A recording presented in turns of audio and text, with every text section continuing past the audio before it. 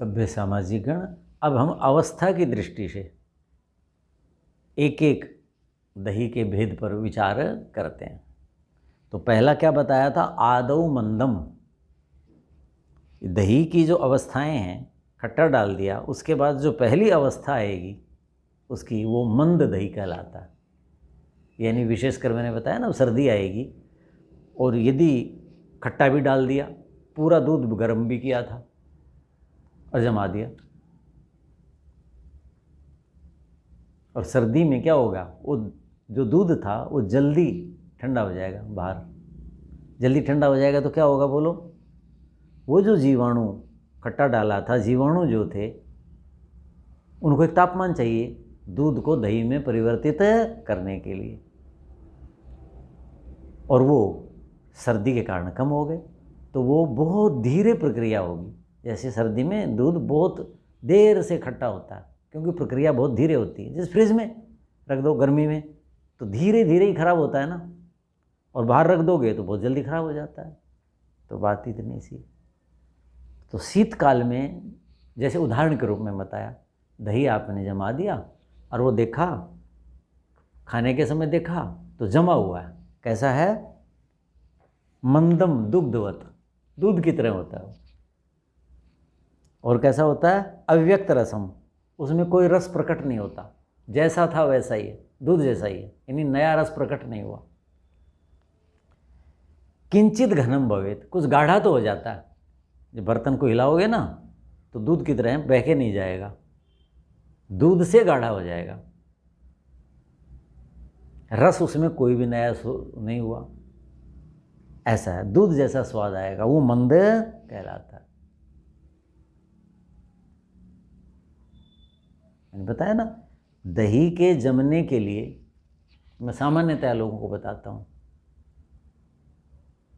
जो आदर्श दही होना चाहिए उसके लिए कैसा तापमान होना चाहिए? जो मुझे और आपको सोने के लिए चाहिए। सर्दी में मैं और आप सोते हैं तो किस तापमान पे सोते हैं? जो हमारे शरीर के अनुकूल है। तो बनाते हैं, क्या करते हैं? खिड़की दरवाजे बंद कर दो जी, अब ठंडी हवाएं आने लग गई, बंद कर देंगे। पहले कंबल खेस लेते हैं, उसके बाद क्या करें? इनसे तो काम नहीं चलता, अब क्या? रज़ाई दो जी। और जनवरी में तो रज़ाई के ऊपर भी एक और कंबल लगाना पड़ता है।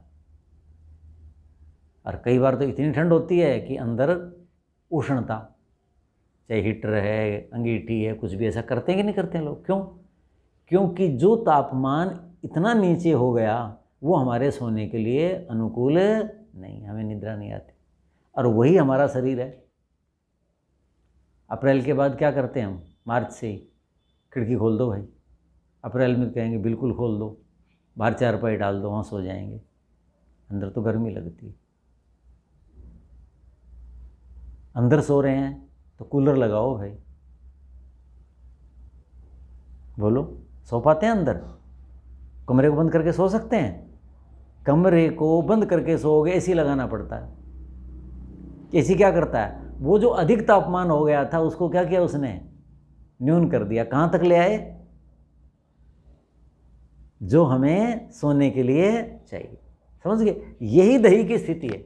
मैं लोगों को कहा करता हूँ कि वर्षा ऋतु में और ग्रीष्म ऋतु में और शरद ऋतु, यानी 20 अगस्त से 20 अक्टूबर, दही को कभी भी रसोई में मत जमाओ, दूध को मत जमाओ। क्यों? रसोई में दो चीज़ें हैं, छोटी होती है एक, दिन भर उसमें आग जलती है, किसी भी रूप में जलती है, चाहे गैस में है चाहे किसी भी रूप में है, वहाँ तापमान ज़्यादा है, और पानी, सिंक है, बर्तन धो रहे हैं, नमी है, तो वहाँ दही जमाओगे तो क्या होगा? ऐसा ही है जैसे कि जुलाई अगस्त में,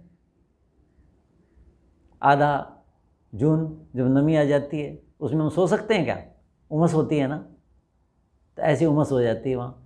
और वहाँ दही जमाओगे, जमेगा, लेकिन कैसा जमेगा?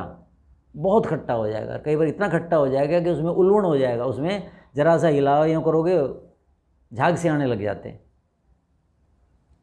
तो मैं कहता हूँ कि भाई आप जहाँ सोते हो वहीं दही जमाओ। ऐसे ही सर्दी में भी वहाँ जमाओ जहाँ आप सोते हो। मतलब क्या है, आपने अपने लिए जो तापमान कर रखा है, तो दही को क्या करो, नीचे से कपड़े रखो, ऊपर से कपड़ा रखो, और फिर उसके बाद क्या करो, दही जमाओ, तब वो ठीक जमेगा। नहीं तो क्या होगा, मंद रह जाएगा।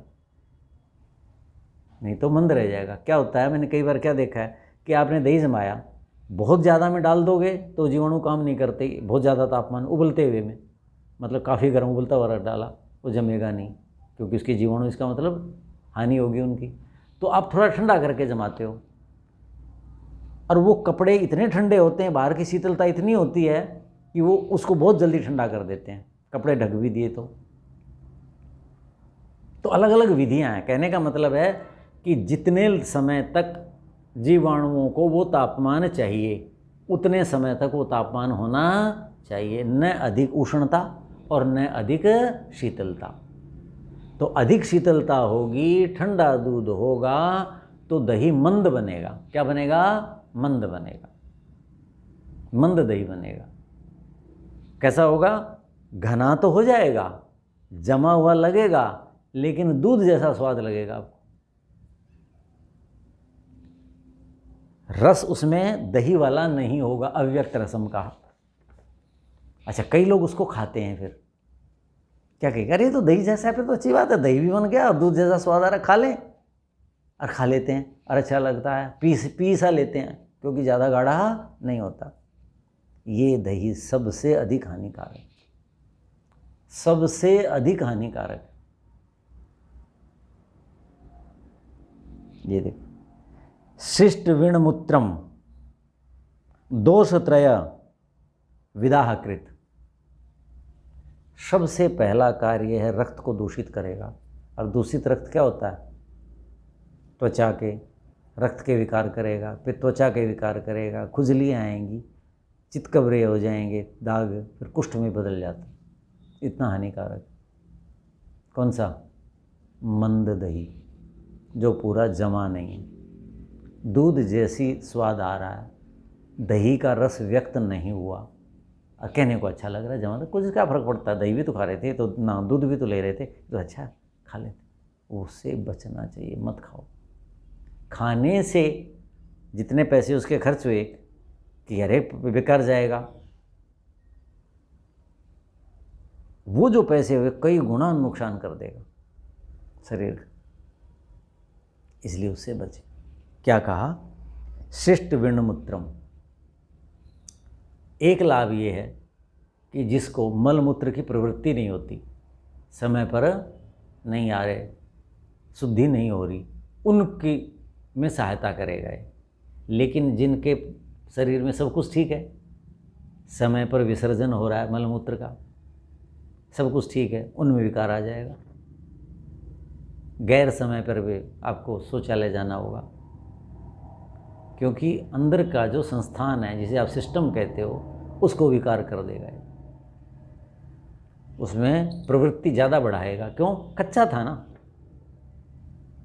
जैसे अधिक दूध पी लो तो दस्त लग जाते हैं, रेचक होता है दूध, जिसको पचता ही नहीं है, क्या करेगा, शरीर उसको बाहर फेंकेगा, उसी का नाम दस्त है। तो ये दोष है इसमें।